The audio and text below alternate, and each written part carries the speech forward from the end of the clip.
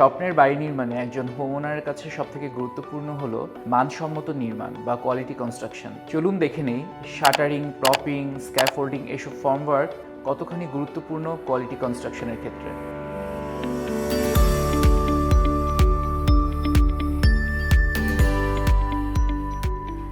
Concrete যখন আমরা caste করি সেটাকে ধরে রাখার জন্য আমাদেরকে যে মডিউল তৈরি করতে হয় সেগুলোকে আমরা বলি ফর্মওয়ার্ক।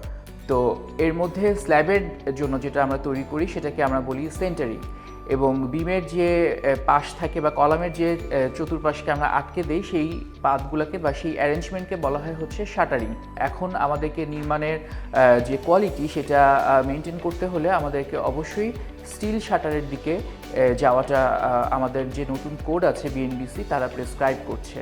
আমরা এনকারেজ করছি যে আমরা স্টিল শাটার বা স্টিল মেম্বার ইউজ করি এই ক্ষেত্রগুলোতে, কারণ কি আমরা সেখানে কোয়ালিটিকে খুব ভালো মতো এনশিওর করতে পারবো।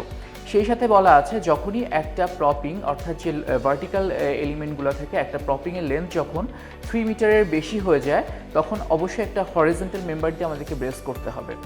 সেই সাথে আমরা বিল্ডিংয়ের বাইরে কাজ করার জন্য সেটা নেটিং হোক অথবা ওয়ার্কারদের কাজ করার জন্য আমরা যে ফ্রেমটা তৈরি করি সেটাকে বলা হয় স্ক্যাফোল্ডিং। তো বিএনবিসি বলে দিচ্ছে একটা স্ক্যাফোল্ডিংয়ের যখন হাইট 6 তলার থেকে বেশি হবে সেই স্ক্যাফোল্ডিংটা অবশ্যই ফায়ার প্রুফিং ম্যাটেরিয়াল দিয়ে কোটেড হতে হবে। এবং যখন আমরা এই স্ক্যাফোল্ডিং বা শাটারিং বা প্রপিং আমরা যেটাই ইউজ করছি, যখন এই টোটাল ফর্মওয়ার্কটাকে আমরা অ্যারেঞ্জ করছি, it must be design by the engineer. তো এইটা ডিজাইন করতে হলে কিছু কনসিডারেশন আছে, বেসিক কনসিডারেশন, সেটা আমাকে বিএনবিসি বলে দিচ্ছে। যেরকম 1 নাম্বার হচ্ছে আমাকে যে ওয়েট কংক্রিট সেটার ওয়েট ন্যূনতম 20 কিলোনিউটন পার মিটার কিউব ধরতে হবে, এটার কম ধরা যাবে না। এবং সেই সাথে আমাকে লাইভ লোড ধরে নিতে হবে, যেহেতু এখানে ওয়ার্কাররা কাজ করবে, এখানে ভাইব্রেশন হবে, আমাকে লাইভ লোড ধরে নিতে হবে। সেটা হতে হবে 1.5 থেকে 4 kilo pascal depending on the project criteria. আর যদি আমি কোয়ালিটি কনস্ট্রাকশনের ক্ষেত্রে বলি তাহলে তো অবশ্যই এটা ইম্পর্টেন্ট, কারণ এটা আমার ভার্টিক্যাল এলিমেন্ট হোক, হরিজন্টাল এলিমেন্ট হোক, সেটার অ্যালাইনমেন্ট, সেটার ফাংশনালিটি, সেটার অ্যাস্থেটিক এনশিওর করতে হলে আমাকে অবশ্যই প্রপার ওয়েতে এই ফর্মওয়ার্ক তৈরি করতে হবে, আমাকে প্রপিং, শাটারিং এই জিনিসগুলোকে মেনটেন করতে হবে।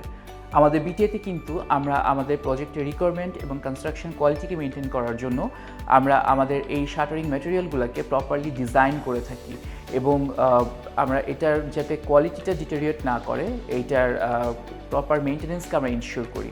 এবং এই ব্যাপারে কোডের যে নীতিমালা বলা আছে এই শাটারিং ম্যাটেরিয়াল, প্রপিং এবং স্ক্যাফোল্ডিং ম্যাটেরিয়ালগুলোকে মেনটেন করার জন্য সেই গাইডলাইনও কিন্তু আমরা পুরোপুরি ফলো করছি। তো ধন্যবাদ সবাইকে। আমরা আবারও আপনাদের কাছে ফিরে আসবো অন্য আরেকটি টপিক নিয়ে।